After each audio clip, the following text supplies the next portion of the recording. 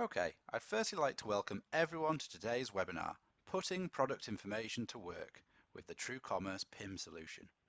As you might know, TrueCommerce has a range of different connected commerce network services and applications, and today we're going to be focused on the PIM solution and how we can help your business put that product information to work for you. I know many of the attendees who have signed up for today's webinar will have done so because they know that there has to be a better way to manage product information. Whether that's product information I'm sending out to my e-commerce channels or to my distributors via an online catalogue, or that's information I'm looking to source from my suppliers or from my internal systems, you've probably thought there has to be a better way to bring this data together and use it effectively, and that's what we'll be talking about today. We do have a tight schedule today, so I don't think that we'll have time to answer any questions during the session, but please feel free to submit any questions via the chat box and we will provide you with all the answers you need after the webinar.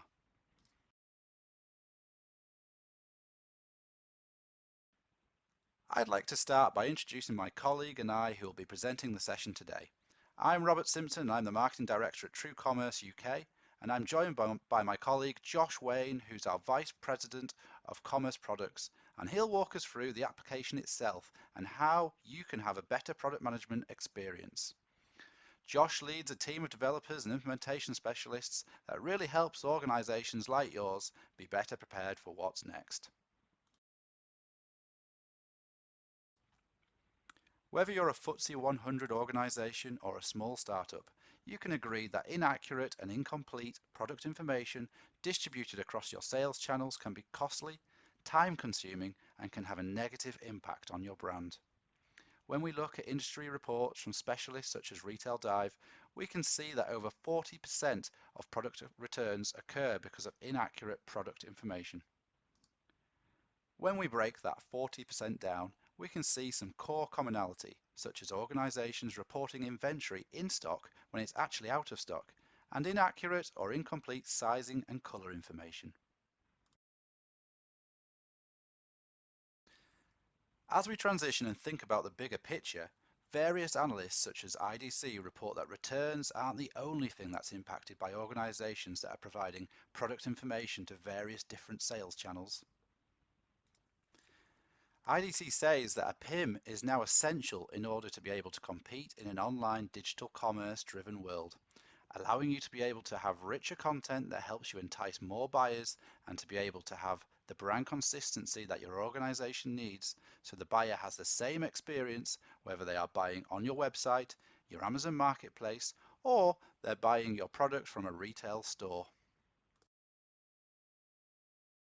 You don't have to be an expert or an analyst to recognize that digital commerce is growing. If we look at our bank statements from the last 6 months, we can clearly see the growing number of transactions taking place online, which is now often over 60% of our purchases. Forrester reported that in Q2 of 2020, e-commerce growth was 42% compared to previous years, where that figure was in the low 20% range. We have been helping many more organizations increase their online presence in the last 6 months, and we are seeing new types of online activity such as large FTSE 100 businesses selling individual items directly to consumers, and B2B organizations dramatically increasing their digital commerce. So we can see that there is a large opportunity, but it's very important to get it right and to get it right the first time. We're going to explain today how a product information management solution can serve the needs of 3 different types of organization. We'll be looking at a retail example where a high street retailer is trying to build a dropship network and they're struggling to get their product information from their supplier to their store, ERP and point of sale system so they can actually sell it. But it's also important to get rich content so their sales team can show products that might not be in stock. Our supplier scenario looks at a supplier who recently migrated their ERP system to Microsoft Dynamics 365. Unfortunately, they have seen a decline in their sales because the bulk of their sales have been through a traditional wholesale model, and they need to quickly expand their sales by listing products on eBay, Amazon, and other online marketplaces. They are looking to increase sales by doing this, but also to increase their profit margins. The final case looks at an online merchant who has recently seen a 400% increase in sales through their Shopify site, which has caused them to look for a tighter integration with their QuickBooks ERP, which will eliminate the double entry of data currently taking place on the Shopify and ERP systems, whilst also sifting through the data for better search engine optimization so their site is found for the right search terms. Today we'll cover how we can meet the needs of these three different business examples. I'll now pass the reins over to Josh Wayne, our Vice President of Commerce Products, who'll walk us through the product and explain how it can help various types of business succeed with e-commerce. Over to you, Josh. From here, I'd like to walk you through a roadmap to product success. We're going to start with acquiring products, whether that be from your supplier doing an upload or whether that be coming from your ERP system or any number of ways. We're going to take you through enriching your product content. When Steve talked about decorating your products or adding your rich product descriptions, that's where we're going to be focused on a little bit there. We're going to move on to refining your pricing strategy and making sure that you have the pricing right just for each market. We'll move into verifying your product readiness to make sure it meets both your own needs as well as your channel's needs. And then lastly, we'll move into publishing your products. When we're talking about collecting your products, we mean empowering your brand managers to establish a strategy and connectivity for the product lines they represent. This is where you can create a life cycle that represents your brands, whether it be a full approval workflow from multiple departments, like your pricing department or your marketing department, or maybe an automated review of important product information to make sure it's compliant. If you're selling wine, for example, you want to make sure the vintage didn't change. Or simply a method to indicate the status of the product, like active or discontinued. From there, you'll move on to collecting product information. Our friend Retail Randy, he may want to collaborate with his suppliers and allow them to upload their own product sheets into the system and place them into a pending status just for Randy's team to review. That may be through one product upload specification, or maybe multiple, depending on how many different product lines he represents and where in the composition of his suppliers. Supplier Sally and Merchant Manny may want to connect with one of our 25 plus ERP adapters to pull that baseline product data for a quick and easy starting point. So whether that's taking your product master out of QuickBooks or Dynamics 365 and ingesting it into a product manager, that'll give you a nice rapid starting point. But each of those roles may want to have, start with or even add additional information from a simple spreadsheet. You could define endless amount of formats within our system to ease the upload of new product information or things that may have changed.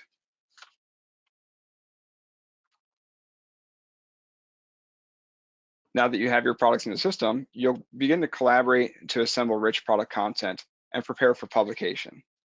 Again, Retail Randy, he'll want to create a common standard for his products to share with his suppliers. This may include a well-defined categorization and taxonomy of exactly how he wants his products to be laid out in the system. Or maybe a detailed amount of attributes that are maintained for each product type that best reflect his brands. Merchant Manny will want to take the products from to the channels, and validate they're ready to sell online. So he'll want to make sure that they're ready to go for Shopify standards. Whereas Supplier Sally will decorate the products that came from Dynamics 365, and she'll add imagery or videos or this 360-degree images of the product and add enticing descriptions to attract the right buyer.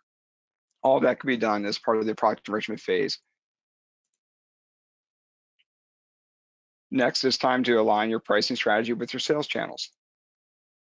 You can manage standard, promotional, MSRP, and minimum advertising pricing right within inside the product manager. You can simplify your pricing with common pricing across every channel, or you can create unique pricing groups for channels or catalogs, or even different customers and customer groups. For example, Merchant Manny knows he may get a higher margin on his own Shopify store than he will through his B2B network. So he might choose to sell a little bit lower to direct buyers than those purchasing on his traditional channels. Additionally, someone like Supplier Sally may list on marketplaces around the globe, so it's really important that she can maintain pricing in multiple currencies.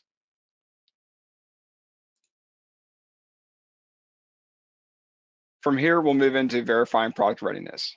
This is where you'll ensure that your products are ready to maximize sales. Rules are established for your products to best represent your brand. For example, Merchant Manny is going to focus on ensuring He's got everything he needs to get the most out of his SEO. Our integrated channels will assist supplier Sally with validating her products against the unique requirements of each marketplace. As you might know, Amazon and eBay, even Target, and many others have a unique set of rules that you've got to get just right before you're able to publish your products to their different marketplaces. And then finally, retailer Randy is able to define his own rules and quickly identify products from his suppliers that need some attention, and then take the appropriate action.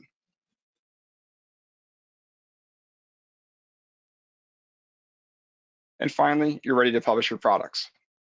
It's important to provide timely product catalogs to your channels for success in the market.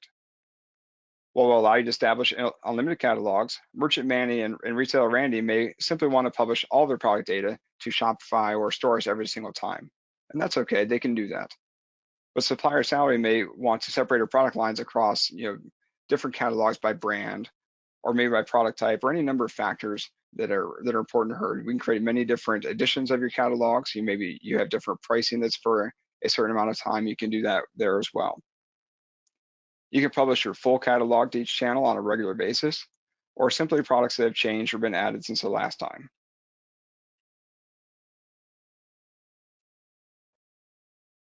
So now we're going to walk through one example of how all this can come together.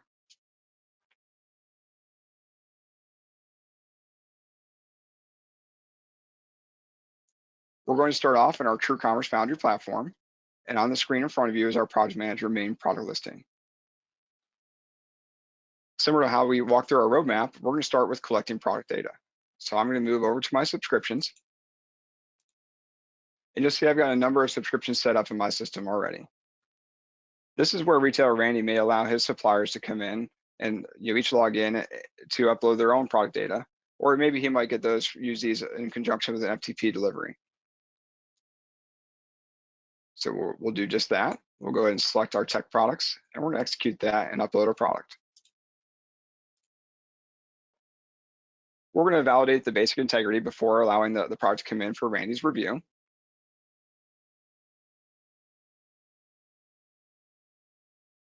You may be different than Retailer Randy. You might automatically integrate with your ERP. At that point, the products would already be in the system for your review if you needed them.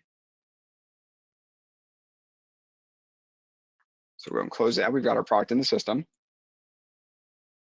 And just as we mentioned, it's very quick and easy to come in and create your own additional templates if you need to.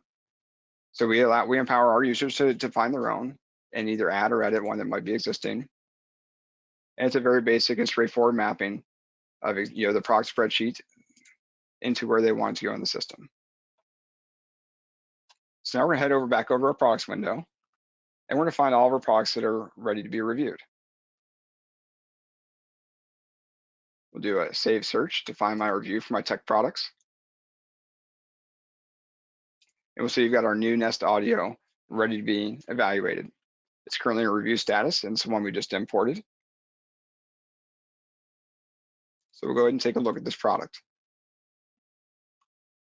Now that we've got the product in the overview screen, you'll see where I can manage my digital assets right over on the left. This can have things like images from multiple angles, video overviews showing how the product might be used, audio sound bites, or even PDFs like warranty details and installation instructions. Just as Stephen mentioned, our modern world, we all know it's truly instrumental to be successful in the market, to make sure you have plenty of digital assets, with the rich imagery and the different videos that go along with it. Next to that, I'll be able to see my basic product information like my brand or my supplier. Then I can move on to see my descriptions. So we allow you to maintain as many descriptions as needed in the system. You can create them on the fly in multiple different languages. We've got assisted language translation that will help you take your product from English to French or English to Spanish, for example, or even see them side by side. So somebody that's multilingual can go through and catch the nuances between the cultural differences. All of that's available right within the system. We mentioned about having as many as you need. Everybody's probably familiar with your common web descriptions, or just a regular description or even a short description, but you may choose to add additional descriptions for things like your return instructions. Maybe the suppliers for Randy wanted to provide special notes for that, and he'll have a place to store that right in the system. So Randy could choose to have just the simple ones that you see on the screen here, or he may end up with 5 or 10 different ones, depending on what's different across his suppliers and what's important for him to know about his products. Moving down into our attributes, our system allows you to maintain an unlimited number of attributes in the system. You can do things like your technical specifications, your SEO content, or even help with distribution. In mine, you'll see I've got highlighted my distribution attributes for product height, weight, and width, which also comes from my packaging and so on. But I can continue to add these, even though we allow you to maintain literally hundreds and hundreds of attributes in the system if you need to or you choose to.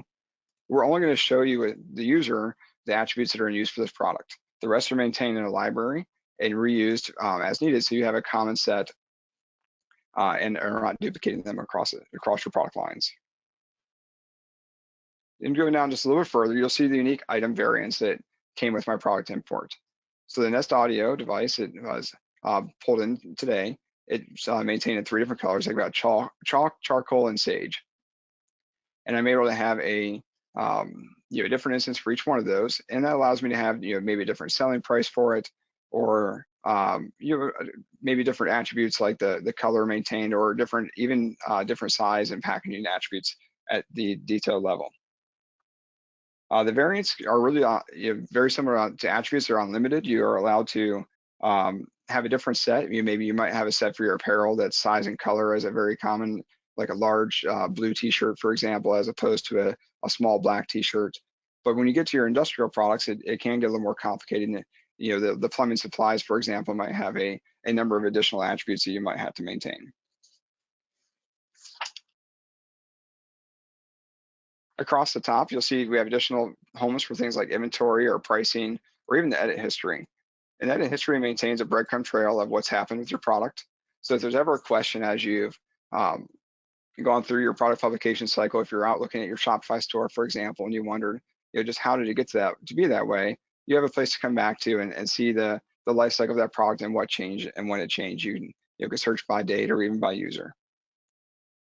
So Randy, Sally, and Manny might each spend some time in here adding to their products. Randy would be reviewing the products that came in from the suppliers, whereas Sally and Manny would be adding to their products in preparation for listing them to their channels.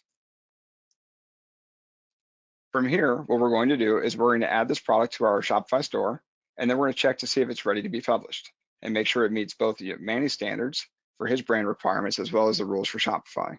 So first, I'm going to add my product to my Shopify store. And then I'm going to check to see if it meets the rules. Typically, our validation is going to occur on a scheduled basis, but just to save a little bit of time today, I did it manually. And what you're going to see is our product is not quite ready for prime time. We've got a little bit of work to go to get to that 100% mark, but we're almost there. So let's take a look to see what's missing. If I come over to my readiness tab, this is now where I can see what is missing from what's been validated for my brand requirements at the top. And then as you go down through, you'll see your different channel requirements. I just happen to have 1 and 1, but the channels may continue to grow as you sell it across different marketplaces or storefronts. At the brand level, I've gone through 17 different validations. I failed 2, but I did pass 15. And I can quickly see that my brand requires an image at every item, and you may have saw that when we're going through the overview. I have one that's missing, and then I also recommend having a UPC for each item. A warning or a recommendation wouldn't necessarily prevent a product or an item from being used, but it helps you encourage your brand managers to make sure that they have all of the best quality of information for your products. If you scroll down to Shopify, you'll see that I'm much closer for them. I only have one item, one thing that needs to be addressed for them, and that's simply they want an image for every item. So now let's go ahead and take this and address those real fast. So what I'll do is I'll edit my item.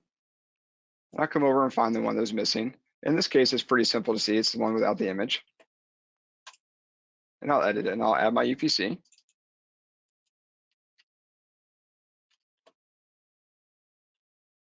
And then I'll scroll to the bottom and I'll open up my digital asset manager. And this is where I can see a gallery of uploaded assets, whether they were the Word documents or maybe they were the videos, or in our case, what you're seeing on the screen, the images.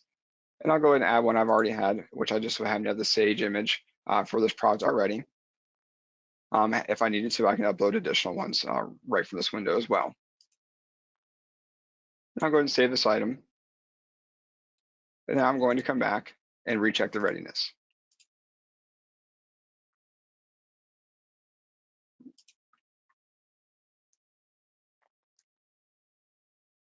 Excellent. Now I can see that my product meets both the brand rules as well as my channel rules. So next step I would do is finally approve the product. You see this is in a to review status still, as shown at the bottom. So now that I have all that there, we may want to go through and have our marketing manager come do an evaluation. And this person might be catching things like poor quality images, or they might be checking things that they've known from their own experience with the product. You might in your life cycles, you might identify different points for your departments to look at. So if you have somebody checking the pricing information to make sure that your pricing falls in line with a certain amount based on what your strategy is, or you might have somebody come through and validate the manufacturing data. All that's done as part of your life cycle you build out within the system. So retail Randy, and you may want to have a series of those before his products come into stores, whereas merchant Manny might just go ahead and approve them from here. So now that I've approved my product, it's disappeared from my to review list, and it's ready to be a publication. I've got my Shopify publication running in the background automatically. So let's go ahead and take a look at my Shopify store and see if we can find it there. And what I've got in front of you is just a simple example Shopify storefront. This would be very similar if you're on any other marketplace or storefront as well. And we'll come over to our catalog, and this is where we can find our Nest Audio device we just published. You'll see the images that we had from our product manager are here for you. You'll see that we've got the descriptions that came from product manager already here for us, and all the different variants along with their pricing are right here for me to review in Shopify. So now this product is ready to be sold, and you're ready to go and bring that in. Now what I can do is have the confidence of coming back to our product manager and knowing that I can come back and make any future revisions here. So if I go ahead and find that product, I've got a single source of truth for any revisions, whether it's going back to the same Shopify store or whether it's going to a new marketplace. It's all right there. So we've gained that confidence that our product is managed in a single place, approved by the right audience, and published to the right channels. Thanks, Josh. So that brings us to the end of our webinar today. If you did have any questions, you can enter them into the chat box or contact us using the details on this slide, and we'll be in touch after the webinar with all the answers you need. A recording of the presentation will also be sent to all attendees in the coming days. Finally, I'd just like to take this opportunity to thank everyone who attended the webinar today. We hope you found the session useful.